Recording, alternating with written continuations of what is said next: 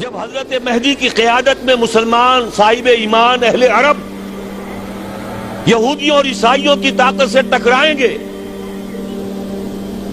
تو ان کی مدد کے لیے دو جانب سے اللہ تعالیٰ کچھ بھیجیں گے مدد.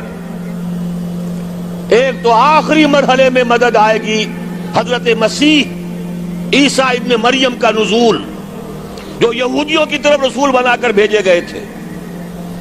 انہیں یہودیوں نے اپنے خیال میں سولی پر چڑھا دیا، لیکن اللہ نے فرمایا وما صلبوہ وما قتلوہ ولکن شبہ لہم بل رفعہ اللہ الیہ. اللہ تو اپنی طرف اٹھا کر لے گیا. اور احادیث صحیحہ جو کہ ہمارے ہاں متواترہ کے درجے میں ہیں، وہ احادیث جو صحیحین کی ہیں، ان سے ثابت ہے کہ حضرت عیسیٰ ابن مریم دوبارہ زمین پر آئیں گے. اور یہودیوں کا سب سے بڑا سرغنہ جو خود مسیح ہونے ہی کا دعویٰ کر رہا ہوگا، مسیح الدجال، اسے حضرت مسیح قتل کریں گے. لیکن ایک دوسری حدیث سے معلوم ہوتا ہے کہ مشرق سے فوجیں آئیں گی حضرت مہدی کی مدد کے لیے. یخرجون ناس من المشرق یؤدون للمہدی یعنی سلطانہ. مشرق کی طرف سے فوجیں آئیں گی کہ جو مہدی کی حکومت کو مستحکم کریں گی. خراسان کا لفظ آتا ہے ایک دوسری حدیث میں. خراسان سے سیاہ عالم چلیں گے، انہیں کوئی نہیں روک سکے گا یہاں تک کہ وہ یروشلم میں جا کر رسم ہو جائیں گے. اور حضور کے زمانے میں اچھی طرح سمجھ لیجئے، ہند کسے کہتے تھے حضور کے زمانے میں؟ پاکستان ہند میں شامل نہیں تھا. سندھ و ہند، سندھ ایک مکمل ملک تھا، ہند اس کے بعد شروع ہوتا تھا. یہ راجپوتانے کا اور تھر کا ڈیزرٹ جو ہے، اس سے آگے جو ہندوستان ہے وہ ہند تھا. یہ جو ہمارا پاکستان ہے یہ ہمیشہ ہند میں شامل نہیں رہا. حضور کے زمانے میں بالخصوص سندھ و ہند، دریائے سندھ چلا آ رہا ہے.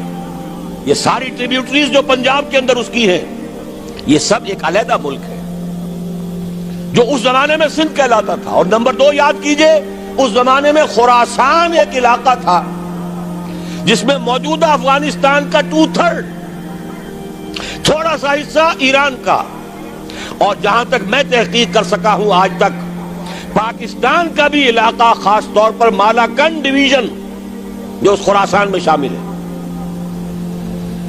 خراسان سے سیاہ عالم چلیں گے جو جا کر یروشلم میں نصب ہوں گے. یہاں بھی ایک نقطہ نوٹ کر لیجئے، پہلے بھی یروشلم ہم سے چھینا تھا. کس نے چھینا تھا؟ عیسائیوں نے، کروسیڈرز. واپس کون لیا؟ کس نے لیا؟ عربوں میں دم نہیں تھا، عرب عیاشیوں کی وجہ سے کھوکھلے ہو چکے تھے. واپس لینے والا صلاح الدین ایوبی، کرد خون. اب دوبارہ یروشلم لیا جا چکا. چھینا کن سے گیا؟ عربوں سے. عرب واپس لے سکتے ہیں؟ کوئی اندیشہ اگر ہو سکتا تھا عراق کے بارے میں کہ شاید اس کے ایٹمک دانت نکل آئے، جو سازش کی گئی، جس طرح اس احمق اور پاگل صدام حسین کو دام میں پھنسایا گیا. صدام 100 جال، دام کہتے ہیں جال کو، 100 اس میں جو پھنسا ہے تو اگلا پچھلا کھایا پیا سب اگلوا لیا. اور ہے ہی کون؟ اس کے پاس ایٹمک ہتھیاروں کا ذخیرہ موجود ہے، اور کسی کے وہ ایٹمک دانت بھی نکلنے نہیں دے رہے. پاکستان کے اوپر کتنا دباؤ، اور ہمیں نہیں پتا کتنا کچھ دباؤ قبول کیا جا چکا. یہ تو سبھی مانتے ہیں. کیپ کر دیا گیا، روک دیا گیا، آگے تو نہیں بڑھ رہا، یہ تو سبھی مانتے ہیں. رول بیک بھی ہو گیا یا نہیں کچھ پتہ نہیں، لیکن کسی صورت یہ نہیں تسلیم کریں گے، قبول کریں گے کہ کسی مسلمان ملک کے پاس ایٹم بم آ جائے. یہودیوں کے پاس ذخیرہ موجود، سب جانتے ہیں. بہرحال یہ جان لیجئے اس علاقے سے امید ہوتی ہے سندھ اور خراسان. حالات بہت خراب ہیں ہمارے، اور حالات بہت خراب ہیں افغانستان کے بھی، لیکن حالات کے بدلتے اللہ تعالیٰ کی مشیت کے تحت دیر نہیں لگا کرتی. سیرت نبوی میں مجھے نظر آتا ہے سن 10 میں 10 نبوی ہجرت سے 3 سال پہلے، 2.5 سال پہلے، کہیں سے کوئی امید کی کرن نظر نہیں آتی تھی کہ عرب میں اسلامی حکومت قائم ہو جائے گی. 10 برس ہو چکے محمد الرسول اللہ کو دعوت دیتے ہوئے، اور ابھی تک بمشکل 125 آدمی ہے. اپنے بل پر، اپنے طاقت پر مکے میں رہ بھی نہیں سکتے. کیسے ہو جائے گا؟ کہاں سے ہو جائے گا؟ میں آج پوچھتا ہوں، کوئی سر بتائے کہیں سے کوئی امید کی کرن اس وقت نظر آتی ہے؟ اس ماحول میں لے جائیے. اگلے 3 سال میں کیا ہو گیا؟ پہلے سال 6، اگلے سال 12، اس سے اگلے سال 72، اور بیعت عقبہ ثانیہ، ہجرت، اور وہاں سے اب حضور کی طرف سے شروع ہو گیا انیشیٹو.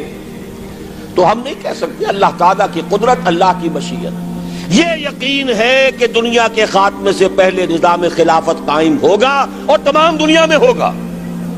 ظاہر ہے کہیں پہلے کسی ایک جگہ سے ہوگا، جیسے حضور کے زمانے میں ہوا. اگر بیک وقت پوری دنیا میں ہو سکتا تو حضور کے دست مبارک سے ہوتا. اگر حضور کے دست مبارک سے بھی ایک ملک میں ہوا، جزیرہ نماء عرب میں ہوا، پھر حضور کے امتی ہیں نا، ابو بکر ہے، عمر ہے، عثمان ہے، صحابہ کرام کی فوجیں نکلی ہیں، امتی ہیں. امتیوں کے ہاتھوں اس کی توسیع ہوئی. اب بھی یہی ہوگا، کسی ایک علاقے میں ہوگا. میرا گمان ہے، میں یہ یقین سے نہیں کہہ سکتا. گمان بھی میرا ان احادیث کی روشنی میں ہے جو میں نے آپ کو بتا دی اور موجود ہے اس کتابچے کے اندر. علامہ اقبال نے بھی انہی کے حوالے سے کہیں کہا ہے، میرے عرب کو آئی ٹھنڈی ہوا جہاں سے، میرا وطن وہی ہے، میرا وطن وہی ہے. اس علاقے سے کچھ ہونے والا ہے اور ہوگا انشاءاللہ. میری زندگی میں نہ ہو، آپ کی زندگی میں نہ ہو، کوئی پرواہ نہیں. حضرت حمزہ تو شہید ہو گئے غزوہ احد میں. 5 سال کے بعد حضور مکے میں داخل ہوئے ہیں فاتح کی حیثیت سے. حضرت حمزہ کی نگاہوں نے، ان آنکھوں نے تو نہیں دیکھا، عالم ارواح میں اللہ نے کیا مشاہدہ کرایا ہوگا انہیں، وہ تو ہمیں معلوم نہیں. بعض صحابہ شہید کر دیے گئے مکے ہی میں. بہت بڑی کامیابی.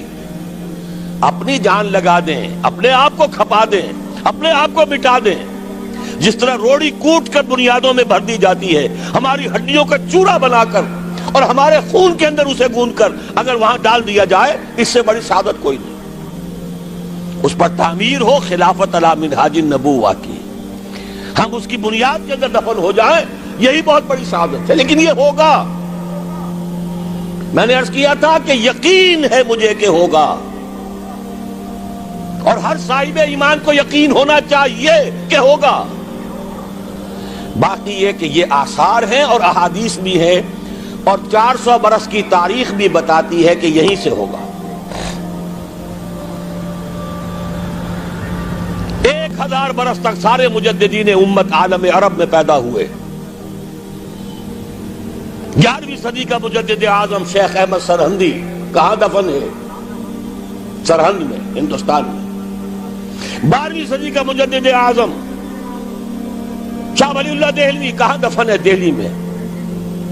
13ویں صدی کا مجدد اعظم سید احمد بریلوی، ان کی تو قبر بھی معلوم نہیں، لیکن ان کا خون جذب ہوا دریائے کنہار میں، اور ان کے سینکڑوں ساتھیوں کی لاشیں اس بالاکوٹ کے مقام پر.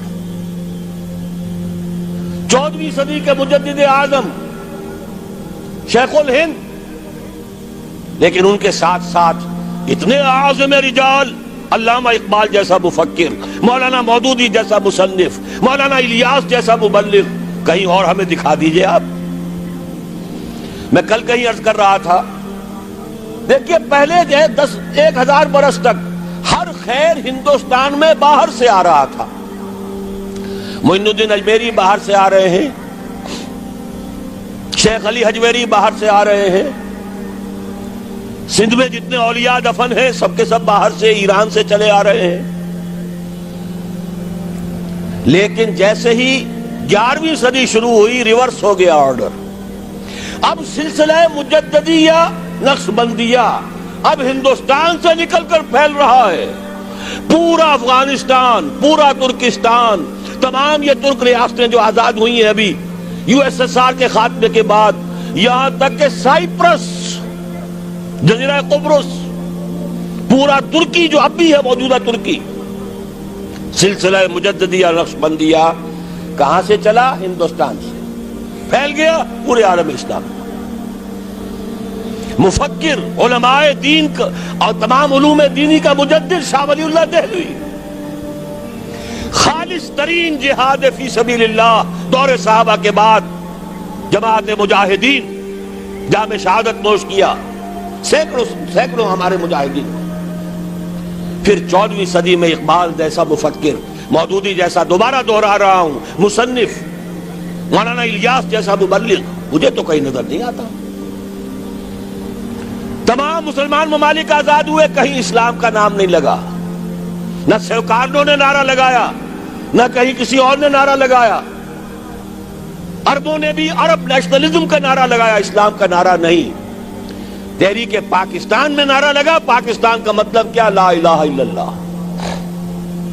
صبح عرض کر چکا ہوں، تحریک خلافت پوری دنیا میں کہیں نہیں، صرف بر عظیم پاک و ہند میں۔ اور کیسی تحریک خلافت کہ ہندو شریک ہوئے، گاندھی شامل ہوا، پورے ہندوستان کو جس نے گنجا دیا۔ یہ دوسری بات ہے کہ جب خود مصطفیٰ کمال نے ختم کر دیا تو اب کیا کرتے؟ مدعی سست گواہ چست۔ نوٹ کرنے کی بات ہے، کچھ آثار ہیں، 400 سال کی تاریخ ہے، بتا رہی ہے پاکستان کا قیام خود ایک معجزہ۔ یہ ساری چیزیں مشیت ایزدی میں کسی بڑے خیر کا پیش خیمہ